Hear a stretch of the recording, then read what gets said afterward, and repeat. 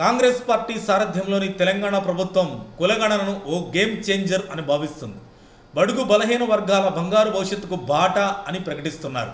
ఈ క్రమంలోనే తెలంగాణలో కాంగ్రెస్ సర్కార్ ప్రతిష్టాత్మకంగా చేపట్టిన కులగణన సర్వే కంటిన్యూ అవుతుంది.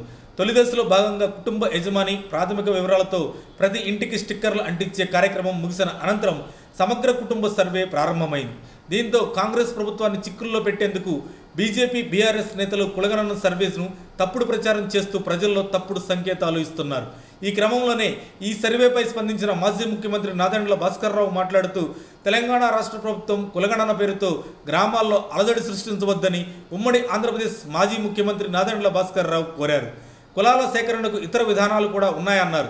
కులగణన పేరుతో గ్రామాల్లోకి వెళితే ప్రశాంతంగా ఉన్న వాతావరణం చెడిపోతుందని ఆయన అభిప్రాయపడ్డారు.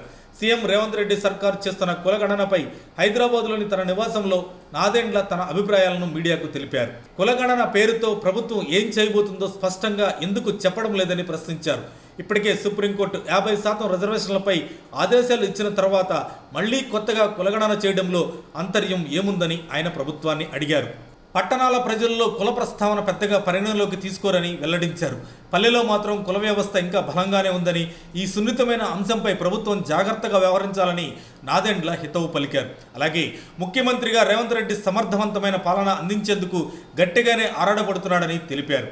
ఈ క్రమంలో చేపట్టిన మూసీ పునర్జీవం కార్యక్రమాన్ని స్వాగతించారు. తప్పకుండా మూసీకి పునర్వైభవం తెచ్చేందుకు కృషి చేయాల్సిన అవసరం ఆయనకు ఉందని పేర్కొన్నారు. గతంలో కూడా గులాబీ అధినేత కేసీఆర్ కూడా ఈ సర్వేను చేశారు. అదే బాటలో ఇప్పుడు సీఎం రేవంత్ ఈ సర్వేను చేపిస్తున్నారు. మరిన్ని అప్డేట్స్ కోసం మా కాయ్ టీవీని సబ్స్క్రైబ్ చేసుకోండి. మా వీడియో కనుక మీకు నచ్చినట్లయితే లైక్ చేయండి, షేర్ చేయండి. మీ విలువైన అభిప్రాయాలను కామెంట్ బాక్స్లో తెలియజేయండి.